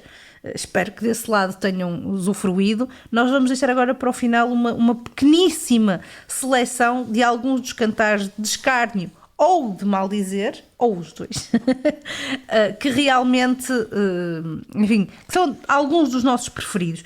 Para ser mais fácil, naturalmente vamos fazer uma pequeníssima contextualização de cada uma das nossas escolhas, para que, enfim, lá está, como nós dissemos agora mesmo, podemos ver o pato ou o coelho, mas se conseguirmos ver as duas coisas é melhor. Então, Filipe, passo-te já a bola e proponho-te então que leias uma das tuas seleções. Como dissemos, isto vai ser uma seleção muitíssimo resumida, mas, enfim, para deixares aqui também, se calhar, o gosto e acicatar a curiosidade dos nossos ouvintes. Ora bom, e agora é que tem que entrar mais uma vez a bolinha vermelha, o pi. Esperemos que o algoritmo não nos liquide, porque eu escolhi 3 cantigas e 2 delas particularmente obscenas. Qual foi o critério? É claro, isto é impossível escolher só 3, porque de facto isto é um manancial incrível. Mas o critério foi o seguinte: eu procurei escolher das 3 pelo menos 2 menos conhecidas, com características formais diferentes, e 2 delas propositadamente obscenas, confesso, para justamente... porque é aquele lado muito presente nas cantigas de escárnio, mas normalmente camuflado nos manuais e etc. Portanto, eu escolhi propositadamente 2 com pi. A primeira, embora com características muito diferentes. A primeira é de Pero Garcia Burgalês, um sujeito que terá estado justamente na corte Afonso X, no tal principal covil de produção de poesia satírica que foi a corte Afonso X, e cujo nome, aliás, o burgalês indicará a origem de Burgos, portanto seria um sujeito castelhano, mas compunha, como todos, em galego-português, e a dado passo compôs esta sátira a uma tal Maria Negra, que, como vão ver, joga com o nome Negra. Não sei se seria judia, porque às vezes o negro aponta Judá negro, por exemplo, não necessariamente, mas enfim, fica aqui a dúvida, não será, no entanto, isso mais importante. É uma cantiga de maldizer, na verdade é um pato, penso que muito, muito evidente, mas com o seu quê, e a cantiga é a seguinte: Maria Negra desventurada, e porque quer tantas piças comprar, pois-lhe na mão não querem durar, e lhe assim morrem à malfadada. E um caralho grande que comprou, onde ao serão os folou, e outra pizza tem já mormada. E já ela é probe tornada, comprando pizzas, vedes que ventura.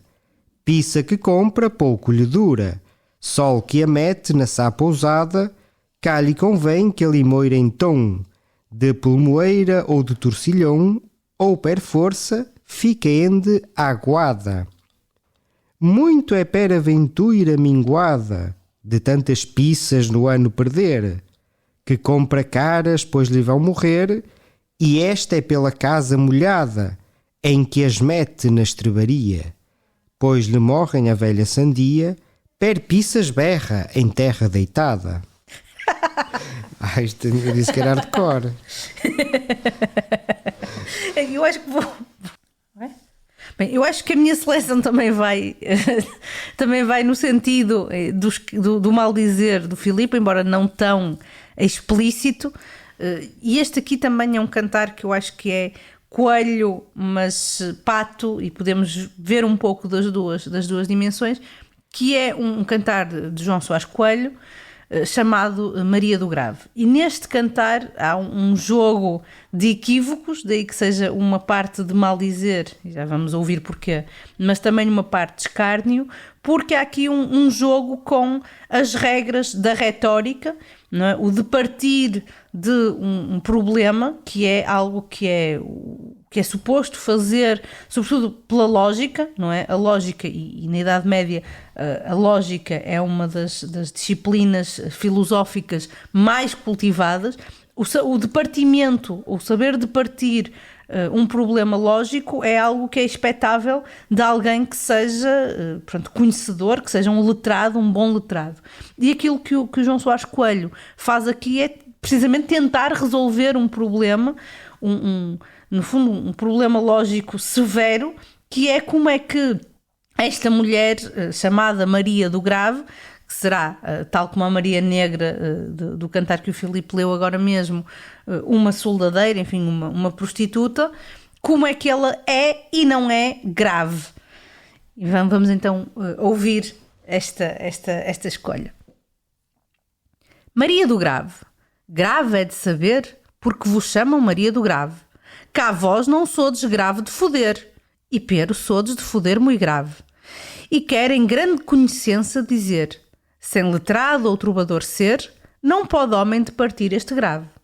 Mas eu sei bem trobar e bem ler, e quero assim de partir este grave. Vós não sodes grave em pedir a ver por vosso cono, e vós sodes grave a quem vos fode muito de foder, e por aquest se deve entender porque vos chamam Maria do Grave. E pois vos assim de partir este grave, tenho menda hora por mais trovador. E bem vos juro, par Nostro Senhor, que nunca eu achei mulher tão grave como Maria, e já o provei, do grave. E nunca, pois, mulher achei que a mim fosse de foder tão grave. Isto é muito bonito. É bonito.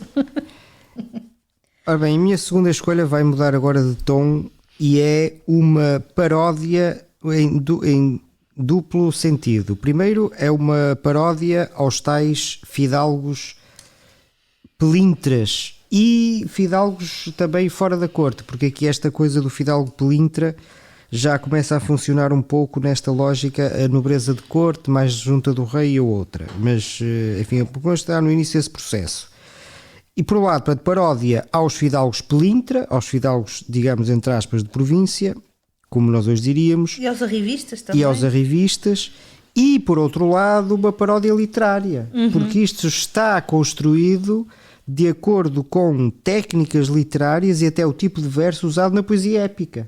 E, inclusivamente, usa uma exclamação, éoi, que é uma exclamação que está presente na famosa chanson de Roland, portanto o mais famoso, talvez o mais famoso cantar épico europeu da Idade Média. Já agora um parênteses, saiu há pouco uma tradução portuguesa da chanson de Roland, vejam isso. Portanto, isto é uma cantiga do Afonso Lopes de Baião, que já foi aqui falado a outros propósitos, e Afonso Lopes de Baião faz esta paródia que lembra também, mais uma vez, lembra muito o Dom Quixote. Vão ver, claro, há aqui alguns termos um pouco mais difíceis de compreender, mas fica a nota para verem no site Cantigas Medievais da Universidade Nova de Lisboa. Podem ver esta e todas as outras cantigas com notas linguísticas a explicar. Nós deixamos de qualquer muito maneira bem, e deixamos os links claro, para cada uma das cantigas que lemos, exatamente. Esta é um pouco longa e tem no início a tal rubrica que diz: Aqui se começa a gesta que fez Dom Afonso Lopes a Dom Mendo e a seus vassalos de maldizer. E o poema é o seguinte: Cedia-se Dom Belpelho em um assamaison que chamam longos, onde eles todos são. Per porta-lhe entra Martim de Farazão, escudo a colo em que seve um capão, que foi já poleiro em outra sazão. Está para rir. Mas vem com o escudo. Ele vem com o escudo que era Onde estava o galo? Exato. Era de um galinheiro. O escudo era à porta do galinheiro. E depois o on. Continua. Cavalo agudo que semelha furão. Em cima dele um velho selegom, sem estrebeiras e com roto bardão. Nem porta loriga, nem porta lorigão, nem giolheiras quais de ferro são, mas traz per ponto roto sem algodão, e coberturas de um velho zarelhão, lança de pinho e de bragalo pendão. Chapéu de ferro, quichilho mui mal pão, e sobre cada um velho espadarrão, coitelo a caixas, cinta sem farcilhão. 2 esporas destras, cassiestras não são. Ou Massa seja, ele de tem duas, só tem as espadas direitas da mão direita e não da não tem esquerda. da esquerda. Tem as duas Massa da de fuste que lhe pende do arção. A Dom Velpelho moveu esta razão. Ai, meu senhor, se Deus me perdoe, o é João Aranha, o vosso companhão, e vós alferes que vos tenho pendão. Se é aqui, saia desta maison, cá já os outros todos em basto som. É oi! Estas horas chega João de Froião, cavalo velho, caçurro e alazão, sinais portem no arção da van, Campo Verde, o enquarto cão, e no escudo a tais lacharão, serão e cinto e calças de ruão, saca atadura semelha a de um jaião. Ante Dom Velpelho se vai aparelhão e diz: Senhor, não vale redes um pão, se os que são em basto se chivos assim vão, mais ida eles cá sem vós não irão, achá-lo os edes e escarmentarão. Vingada a casa em que vos manjar dão, que digam todos quanto pus vós verrão, que tal conselho deu João de Froião. É oi! Este perdito chegou pero Ferreira, cavalo branco vermelho na pateira, escudo a colo que foi de uma maceira, salança torta de um ramo de cerdeira, capelo de ferro a naçal na trincheira e furado em cima da moleira, tragam a ossa e uma joelheira, estrebeirando vai de muito grande maneira, e achou Velpelho estando em uma eira, e diz: Aqui estades, ai velho de matreira, venha Pachacho e Dom Rui Cabreira, para dar a minha dianteira, cá já vos estar dessa gente da beira, o mordomo e o sobrinho de cheira, e Mensapo e Dom Vintim de Meira, e Lopo Gato, esse filho da freira, que não há entre nós melhor lança perpeideira. Ei, oi! E faltou o resto. Não, está aqui tudo. Sim, não, digo esta composição provavelmente continuaria, não é? Dá a sensação que eu desconfio que ela continuasse. Talvez. Agora queria ver o combate. Talvez. Agora quero ver o combate destas figuras quixotescas. Mas são quixotes à volaleta. São absolutamente quixotescas. Quer dizer, o último, o Pero Ferreira, com o capacete, assim, com a proteção do nariz assim de lado, ou seja, torto em cima da cabeça. Lá está. Acho que é possível rirmos desta situação, mesmo que só consigamos ver uma das partes, não é? Sim. Porque não estamos aqui a ver com detalhe Não. quem é que são estas referências todas. E há mas... palavras um pouco difíceis, mas vejam nas notas. E outra coisa, claro, nós não estamos a ler com a pronúncia da época, mas isso ficaria para outras cantigas, não é? Outros 300, digo. Eu acho que agora posso ler uma das minhas seleções, que no fundo também comunica, curiosamente, com esta tua escolha, que é uma cantiga que foi composta no âmbito de uma polémica, porque também era muito comum nesta altura haver polémicas manifestadas através da produção poética, e é o caso de um cantar de João Soares Coelho, que faz um cantar de amor, portanto aquilo que seria expectável da poesia de amor, mas falo dedicado a uma ama, e não a uma senhora, portanto a um membro da alta nobreza, eventualmente até uma mulher socialmente acima dele. Falo a uma ama, e isto causa um impacto brutal, porque não é suposto estar a homenagear uma ama, portanto uma ama de leite, uma mulher que cria os filhos de outrem, estar a fazer um cantar de amor a uma mulher desta extração. E isto vai causar, naturalmente, polémica, e uma das respostas que nós temos aqui é precisamente de Fernão Garcia Esgaravunha, que vai, enfim, elogiar, na verdade, esta ama pela qual o João Soares Coelho é enamorado, mas vai fazer uma descrição dela que a retira completamente de qualquer meio cortês. E aí, lá está, acho que comunica com a tua escolha, porque tínhamos também o escudo que tinha sido de um capoeiro, e aqui vamos ter esta ama que seria, portanto, sendo o alvo de um cantar de amor, seria alguém que se moveria na corte, e vamos colocá-la, entre aspas, no seu devido lugar, pelo menos da perspectiva do Fernão Garcia Esgaravunha. Então, passo a ler. Esta ama, cujo é João Coelho, per boas manhas que soube aprender. Cada o for, achará bom conselho. Cá sabe bem fiar e bem tecer. E talha muito bem bragas e camisa. E nunca vistes mulher de saguisa que mais limpe a vida sabe fazer. Antes, hoje é das mulheres mais pressadas.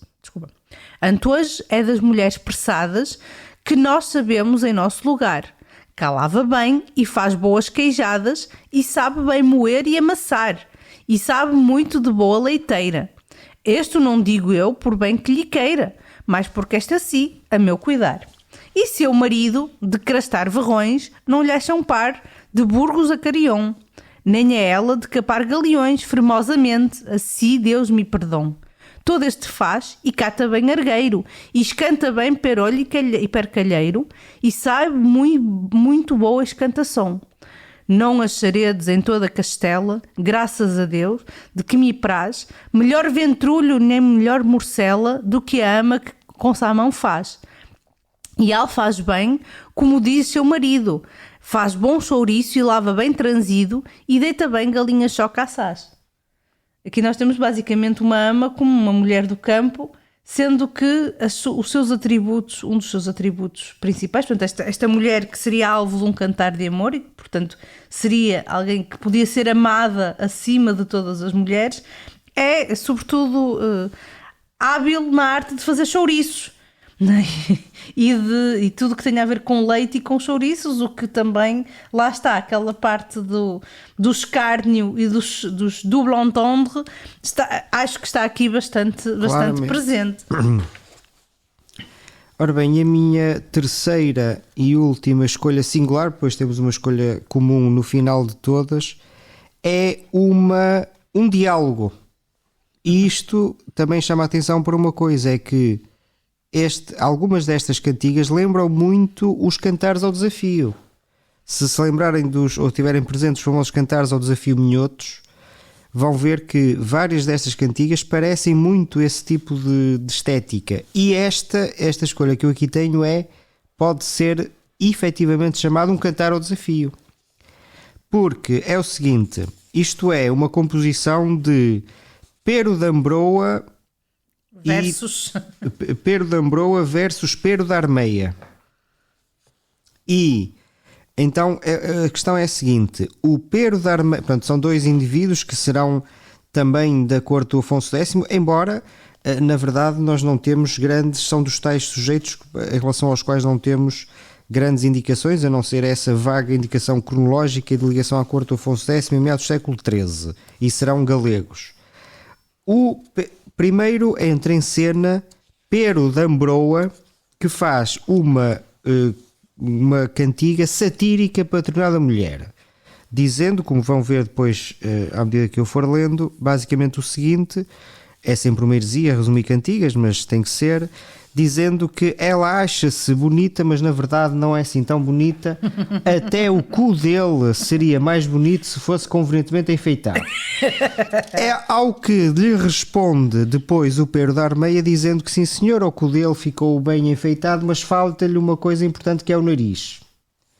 Bom, vou ler então primeiro a composição do Pero da Armeia, que é a seguinte: Donzela, quem quer entenderia que vós muito formosa parecedes. Se assim é como vós dizedes, no mundo vosso par não havia. Ame que vosso par não houvesse, quem a meu cu com cela pusesse, de parecer bem vencer-vos-ia. Vós andades dizendo em conselho que sobre todas parecedes bem, e com todo isto não vos vejo eu rem, pero poedes branco e vermelho. Mas, sol que se o meu cu de si pague, e puser um pouco de alveiade, rever-se-á convosco no espelho. Donzela, vós sodes bem talhada, se no talho erro não prendedes, ou em essa saia que vós trajedes.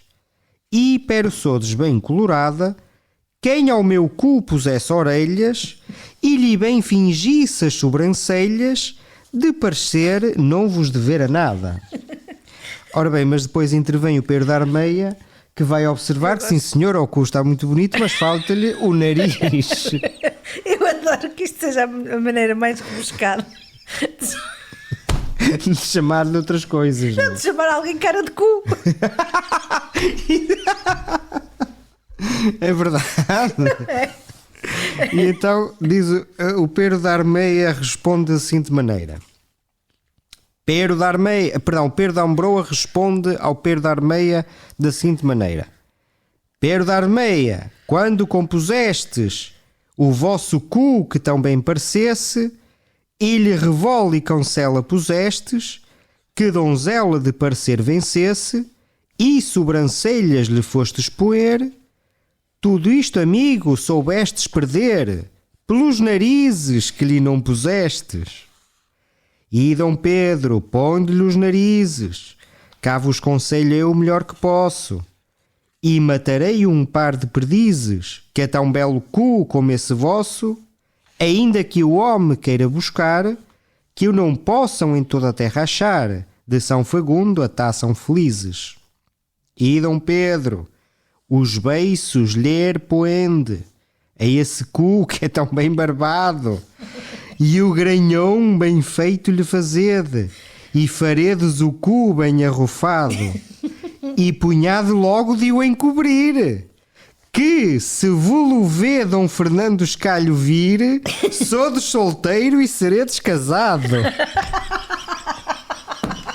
É que isto também tem a farpa ao escalho. Exato. Cuidado com isto o cu. Isto é para vários. Se o escalho ver, estás tramado. É muito bom. É muito bom, é muito bom. A minha terceira e última escolha pessoal, depois desta do Filipe, eu não sei, não tem metade da jocosidade. Acho que vai ser difícil superar as seleções do Filipe, mas eu gosto desta particularmente, deste escárnio, enfim, mal dizer escárnio sobretudo. Não é mais um mal dizer, porque isto é bastante explícito, embora não se tenha palavras obscenas.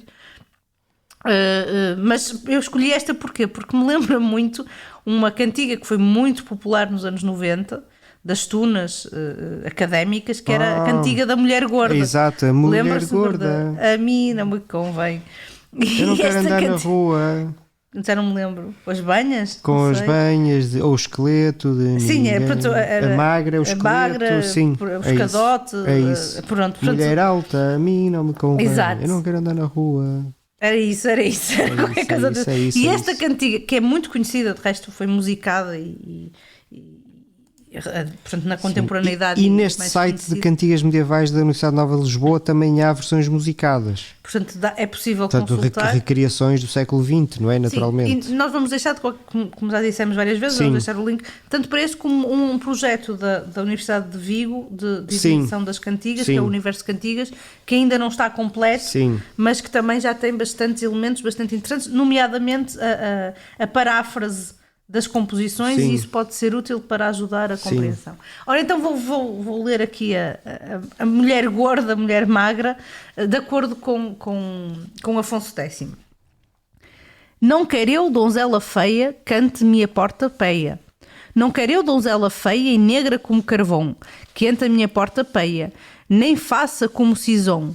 Não quer eu, donzela feia, cante-me a porta peia. Não quer eu, donzela feia e velosa como o cão, ante mim a porta peia, nem faça como alarmã. Não quer eu, donzela feia, que ante mim a porta peia.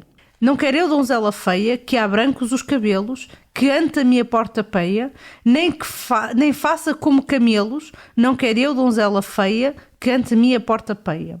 Não quer eu, donzela feia, velha de má cor, que ante a minha porta peia, nem me faça e pior. Não quer eu, donzela feia, que ante a minha porta peia.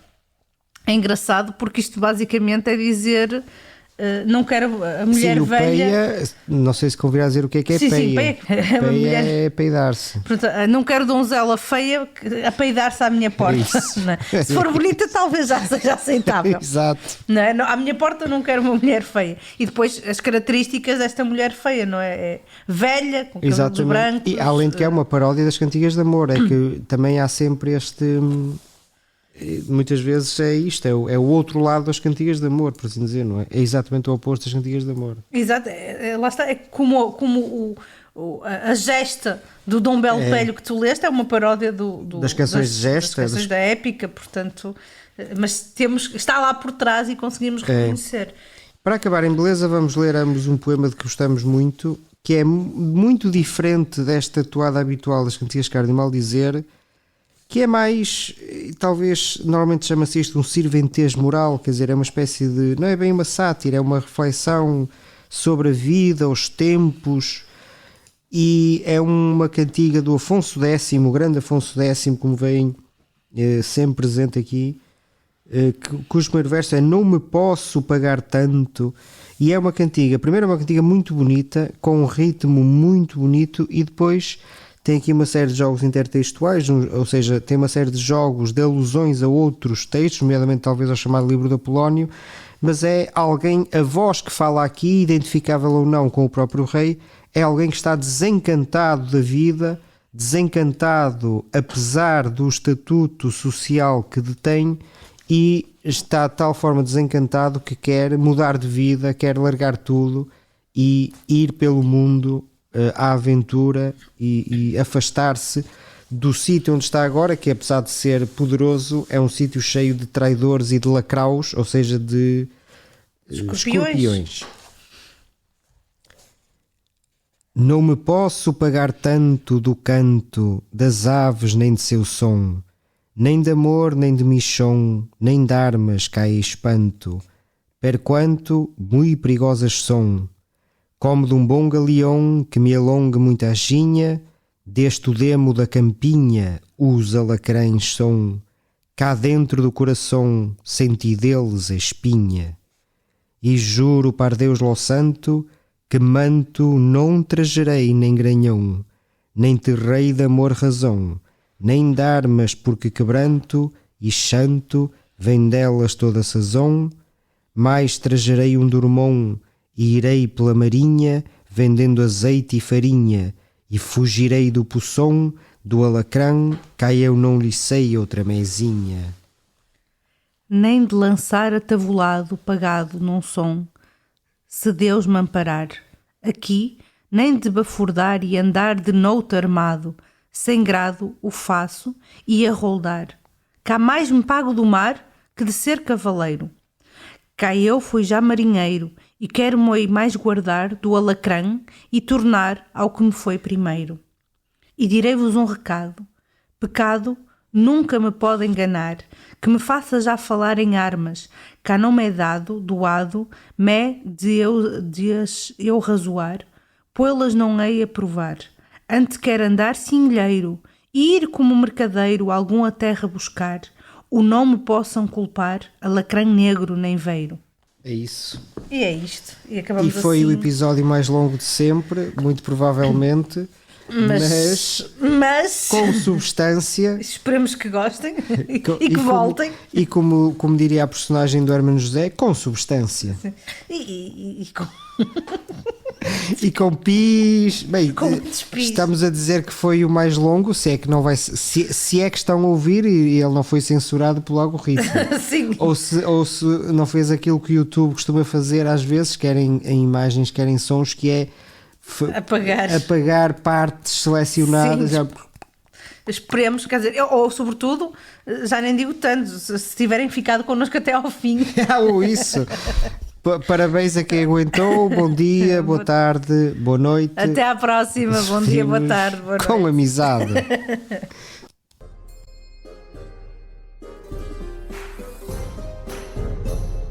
Glosa ordinária.